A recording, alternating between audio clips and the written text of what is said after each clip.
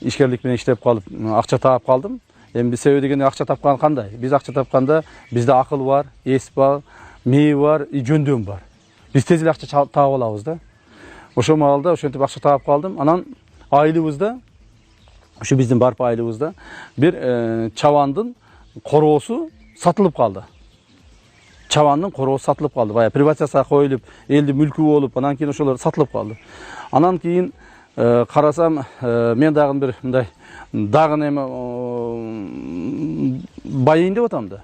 Барып баягы короону сатып алайын деп аракет кыла баштадым. Ошондо атам келип мени урушканы азыркы күнгө чейин эсиме кетпейт. Ошондо атам келип мени урушкан эле. Уулум, сен бул короону сатып алба. Себеби бул короонун корооду канчалаган жүздөгөн, миңдеген адамдардын көз жашы бар, эмгеги бар. Ошолордун ушул жерде ушу канча 20, 30, 50, 100 жылдан бери ушул жерге эмгектерин кошкон. А сен муну келип туруп сатып алам деп атасың. Андай кылбагының. Керекпи? Мына жаткан тала, мына жаткан тоо, адыр, ушул жерге канча короо салсаң салып ал. Өзүң салып ал. Бирок мына элдикин тийбегиниң. Бир кирпичине тийбегиниң. Анда мен айтып калдым, ата бул арзаныраак болуп атпайбы десем, ошол арзан болгон үчүн сатып албагының. Элдикин сатып албагын уулум деп өтө каттуу насыятын айтып, мени мындай алмаалда жаш элем, атам дагы жашыраак болчу, мени кичине какыс-кокус кылып койду эле. Ошондон кийин бир көптөгөн мүмкүнчүлүгүм болду. Приватизацияга катышып, завод, фабрикаларды алып коюп, тияк-бияк кылганга, бирок аны кылбадым.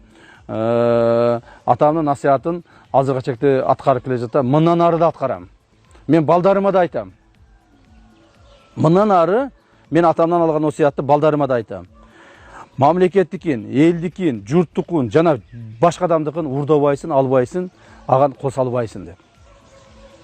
Ошондуктан мына азыр коомубузда болуп аткан мына көрүнүштөр боюнча мен айтып кеттим да. Ошондуктан айтаар элем, ошол бирөөнүкүн мамлекеттикин алып, мамлекеттики менен байыгандардын бардыгын жазалаш керек. Жазалаш керек. Дагы бир жолу айтайын. Бир чиновниктин мына биздин эле мына Жалал Абад шаарында эле бир эле адамдын, бир эле үй бүлөнүн бүгүнкү күндө бир 20дай мамлекеттик чоң объектилер алганы бар. Заводдор, фабрикалар, ишканалар, бул жерлер. Муну азыр эгерде мына силер журналисттер жакшылап эсептеп чыксаңар, эсептеп чыгып туруп көрсөтүш керек да, муну элге көрсөтүш керек. Элдин баары билет муну. Биз мамлекетибизде эң негизги максат биз тынчтыкты, биримдикти жана мындай бир токтукту сактап калышыбыз керек да. Биз ток болушубуз керек. Адам өзү ток болмоюнча, ички дүйнөсүнөн ток болмоюнча, ал эч качан тойбойт. Ошондуктан биз тогураак болушубуз керек. Ток болушубуз керек. Элимди ушундай бир жакшылыкка чакырып кетемин. Мындан ары ушундай бир жаман иштер болбосун.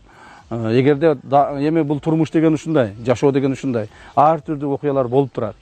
Эгерде кайсыл бир окуялар болуп кеткен күндө дагы эл алды артын карап, мурда болуп өткөн окуяларды карап, ошого сара эсептерди салып, анан кийин бир алдыга жылса деген ойдомун. Туура коррупционерлерди жазалаш керек. Мамлекеттен алган, элдин акчасын жеген, журттун акчасын жеген, бул мамлекеттин мал мүлкүн талаган ири коррупционерлерди сөзсүз түрдө жазалаш керек. Буларды жазасыз калтырбаш керек. Булар жазалаш керек. Бирок мыйзамдын чегинде жазалаш керек. Биз жазалайт деселе бүгүн бара калып, баса калып, үйүнү баса калып, ишканасын баса калып, анан кийин мал мүлкүн талап тоноп, каракчылык кылбашыбыз керек. Ушуга үндөгөндөрдү мен туура эмес деп эсептеймин. Бирок булар туура маселени көтөрүп аткандан кийин мамлекет ошого багыт алыш керек. Мамлекет мыйзамдын чегинде, азыркы күндө бизде мыйзам бар. Мыйзамда ачык даана көрсөтүлгөн. Мыйзамсыз баюу деген берене бар. Кылмыш кодексинде. Мыйзамсыз баюу.